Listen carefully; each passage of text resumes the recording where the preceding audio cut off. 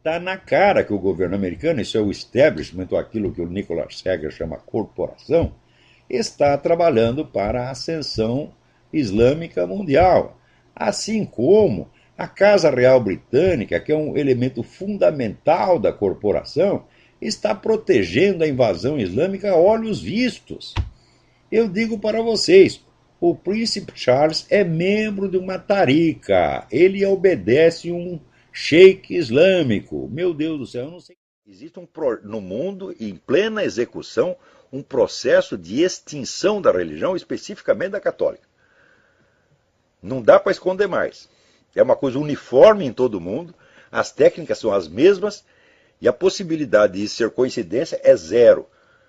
Vocês leiam no livro do Lee Penn, False Dawn, que eu já mencionei aqui, tem toda a documentação do projeto de implantação de uma religião biônica mundial. Esse projeto está em plena fase de implementação. E toda essa gente, Dilma Rousseff, Gilberto Carvalho, está tudo trabalhando para isso. Não se iludam. E o pessoal não quer admitir isso aí. Eles querem dizer assim, que o mercado tem que decidir tudo. Eu digo, mas é impossível o mercado fazer isso, porque o mercado se compõe de pessoas.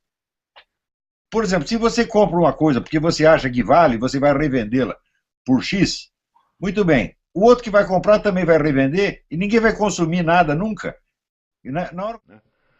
Você vê que todo esse movimento ecológico, esse negócio de aquecimento global, né, fica dizendo que, falando contra os combustíveis fósseis. Eu lembro até o Dr. Fritjof Capra, no livro Ponto de Mutação, falava horrores dos combustíveis fósseis. Ele dizia que no fim da década de 90 os combustíveis fósseis seriam abandonados. Haveria outras fontes de energia. Estou esperando para ver, já passou 20 anos, não aconteceu. Acontece que os cientistas descobriram o hidrocarboneto de uma galáxia que fica na puta que eu pariu. Onde nunca teve dinossauro, onde nunca teve fóssil, porra. Então, combustível fóssil é a puta que eu pariu, você está entendendo? Combustível fóssil é o cu da sua mãe. Não existe combustível fóssil, porra nenhuma. Isso é uma farsa, uma palhaçada. Hein? Então, olha aí. Então, o fato... Você veja, a Pepsi Cola está usando células de fetos abortados, né, como adoçante nos refrigerantes. De alguém denunciou isso e o negócio foi para o governo, foi para a agência respectiva do governo, que eu não lembro o nome da agência, e a agência disse que tudo bem, que isso é um procedimento comercial normal. Então tá aí, toma Pepsi Cola, você é mais do que o homem sanduíche. Você é um abortista terceirizado. O ser humano é visto como uma mercadoria reciclável ou como uma matéria-prima reciclável. Por exemplo, você pode matar os bebês para você fazer cosmético, para você fazer adoçante. Tá certo? Então, um ser humano pode virar um adoçante. Você está lá comendo uma barra de chocolate e tem um feto humano lá dentro. Tá certo? Na indústria de cosméticos nem se fala. Tá certo? Quer dizer, toda a cultura científica moderna ela parece baseada, vamos dizer, em falsificações históricas absolutamente monstruosas. Né? Não só históricas, falsificações científicas também. Né? Esta mesma semana, eu estava na aula que eu citei uma carta de Alexander von Humboldt que dizia o seguinte: olha, nós todos sabemos que não existe a menor prova do sistema copernicano, do sistema heliocêntrico. Todos nós sabemos isso, mas eu não quero ser o primeiro que diz isso em público. Então, se aparecer algum cientista corajoso e disser isso, eu também vou apoiá-lo, mas eu serei o segundo no comando e não o primeiro, porque eu não quero levar todos os tomates. Né? E coisas desse tipo foram muito comuns na história da ciência, só que são perfeitamente escamoteadas. Né?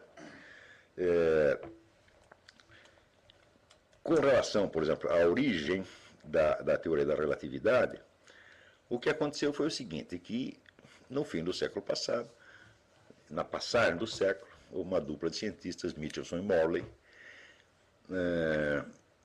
que disseram o seguinte: olha, se de fato a Terra se move em volta do Sol, então deve haver diferenças, né, na velocidade da luz em vários pontos da Terra, conforme as várias estações do ano. E eles mediram isso milhares e milhares e milhares de vezes e viam que não mudava nada.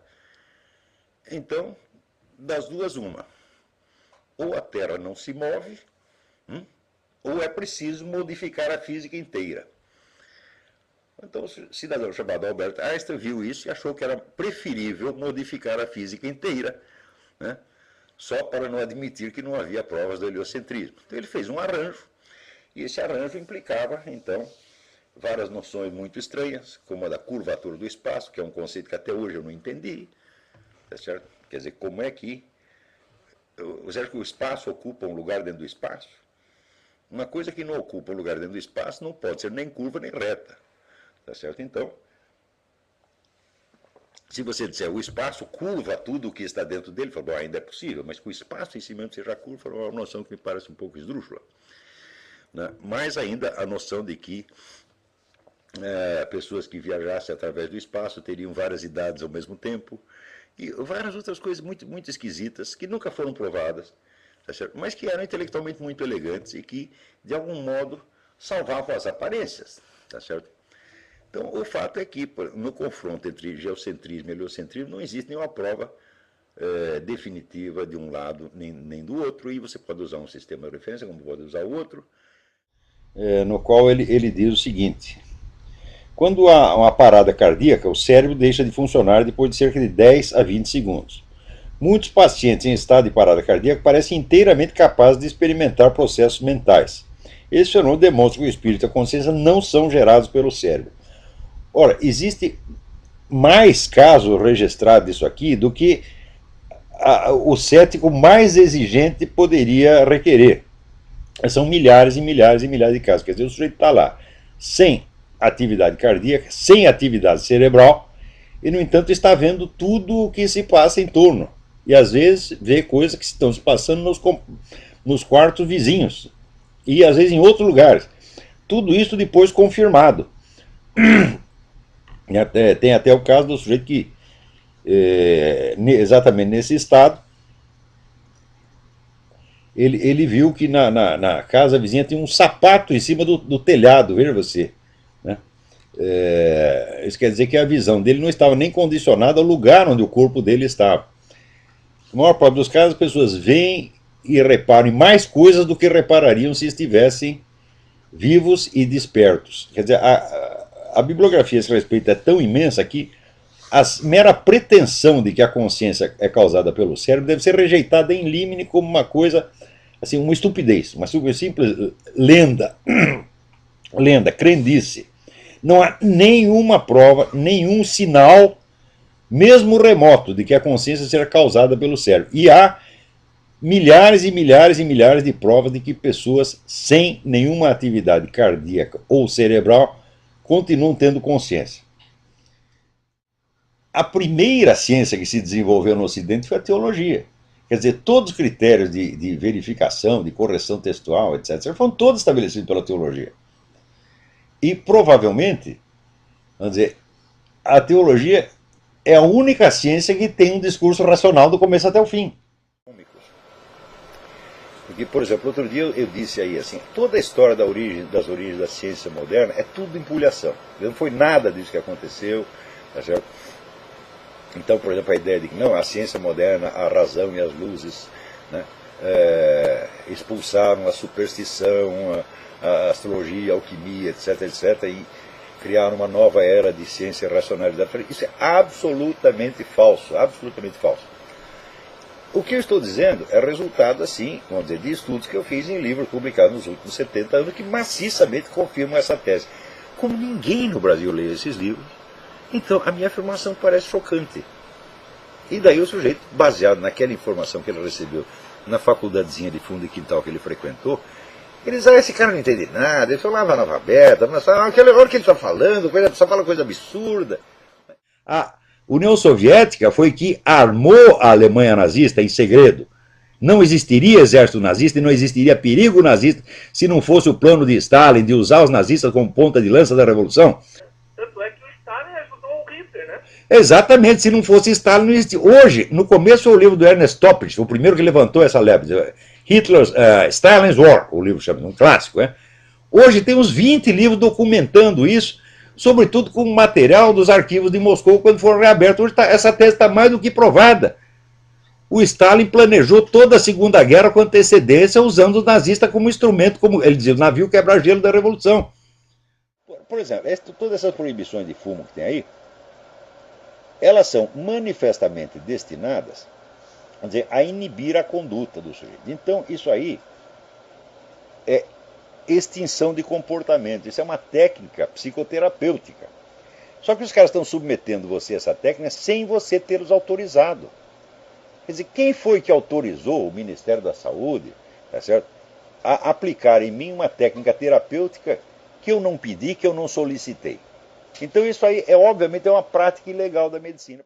Por exemplo, se você tem um cachorro, você entende o cachorro? Não, é claro que não entende. Se você tem um gato, vai entender a cabeça de um gato? Não entende, no entanto, você tem amor por ele. Mulher também. Não é para entender, meu filho. Tá vendo? Agora, falando em África, alguém me pergunta o seguinte aqui. Olha aqui, o Toussaint Louverture, fundador do Haiti, dedicou o país ao Exu. E a cidade de São Luís de Paraitinga, que foi destruída agora, né, pelas enchentes, é a sede nacional das festas do Saci Pererê, que é o Exu. E a Louisiana, né, onde teve o furacão Katrina, que destruiu tudo, né, é a central da macumba aqui nos Estados Unidos. Então o pessoal pergunta, será que isso é uma sentença divina? Eu falo, eu não sei. Né? Mas aqui eu acho, que isso é opinião pessoal, eu não tenho provas disso.